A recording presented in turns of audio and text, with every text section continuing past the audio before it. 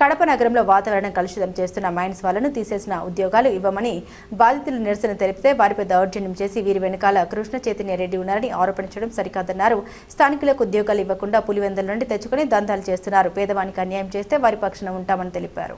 Mines మీద attack చేసినారని చెప్పి ఒక పనికిరాని ఇదో ఇట్లా బ్లాక్ అండ్ వైట్ ఫోటోలు కోర్టుకు సమర్పించారు. దీంట్లో ఎవడు పెట్టినాడు లేదు, ఎవడు కనిపిస్తున్నాడు లేదు. ఈ ఫోటోలన్నీ చూస్తే చూడు, అందరి వెనకాల కూర్చోబెట్టి తీసినారు. వాళ్ళే ఫోటోలు తీసుకుంటారు, ఇట్లా ఆపి వాళ్ళ మనుషులనే పెట్టుకుంటాడు. ఇది చూస్తే నిరసన తెలియజేసిన వాళ్ళు ఏం చేసినారయ్యా అంటే, దండం పెట్టుకొని మాకు సహకరించండి. ఏ ఫోటోలైనా చూడండి, వాళ్ళ దగ్గర ఉన్నవి ఇవే. దండం పెట్టుకుంటా మాకు అన్యాయం జరుగుతూ ఉంది, మీరు మాకు సహకరించండి అని చెప్పి వాళ్ళు కోరుతూ ఉన్నారు. వీళ్ళు రౌడీల్ని పట్టుకొని వచ్చి ఇద్దరు ముగ్గురిని కూడా రౌడీల్ని విడికొచ్చేసి దౌర్జన్యంగా వాళ్ళని కొట్టడము, వాళ్ళని తిట్టడము చేస్తూ వచ్చినారు. అయినా కూడా వాళ్ళు రియాక్ట్ కాకుండా శాంతియుతంగా చేయడం జరిగింది.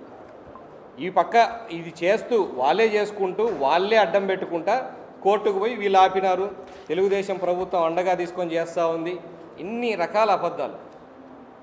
దాంట్లో మెయిన్ వారు భయపడేది ఏంటి అంటే, పొల్యూషన్ విపరీతంగా వస్తుంది.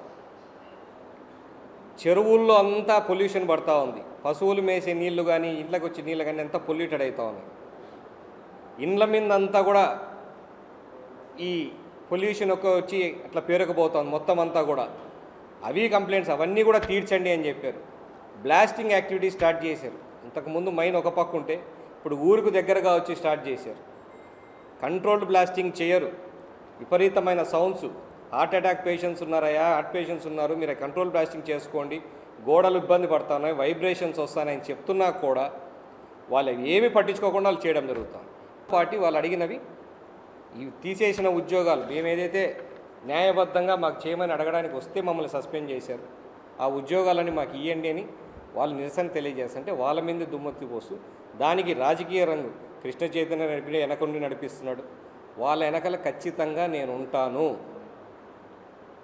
ఎవడైనా రైతు కష్టపడి వాడు పని చేసుకుంటానంటే వాళ్ళ భూములు ఇచ్చిన తర్వాత నిన్న కోర్టులో సబ్మిట్ చేసినాడు.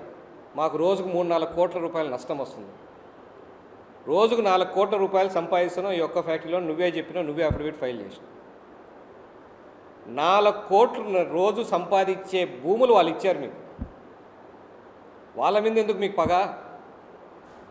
రోజుకు 4 కోట్లు సంపాదించుకునే వాళ్ళకు మిగతా వాళ్ళనేమో నువ్వు పులివెందల నుంచి తెచ్చుకున్న వాళ్ళకేమో ఉద్యోగాలను ఇష్టం వచ్చినట్టు, జీతాలను ఇష్టం వచ్చినట్టు ఇస్తావు అనుకుంటే అన్నీ దారుణాలే.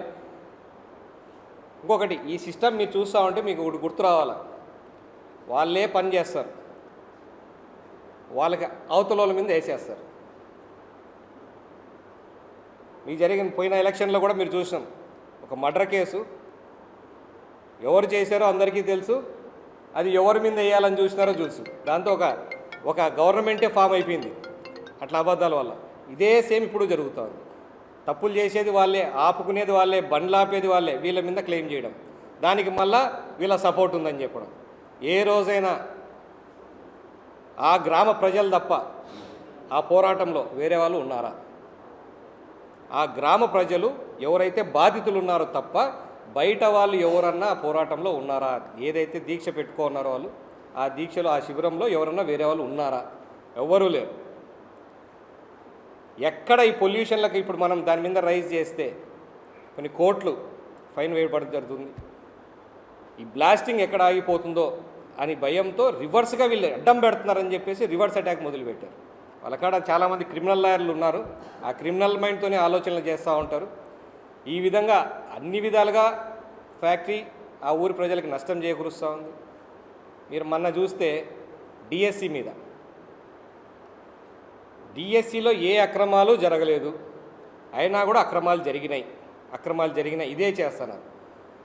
ఆ అక్రమాలు జరిగినాయి, నాకు ఈ అన్యాయం జరిగిందని చెప్పే ఒక్క ఉద్యోగస్తుడైనా ర్యాలీలో పాల్గొన్నాడా? అంతా దొంగలే.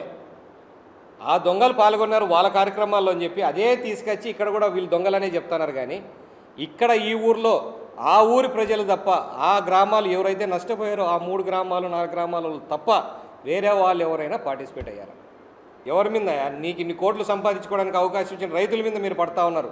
ఇప్పటికన్నా బుద్ధి తెచ్చుకొని వాళ్ళ సమస్యలు తొందరగా తీర్చి ఖచ్చితంగా త్వరగా తీర్చాలని చెప్పి కోరుకుంటాను. ఎందుకనంటే శాంతియుతంగా మనం కొన్ని రోజులు చెప్పడానికి పోలీసు చెప్పినా కొన్ని రోజులు ఉంటారు, కానీ అదే రైతులు తిరగబడితే మాత్రం ఎవరు ఏమీ చేయలేరు.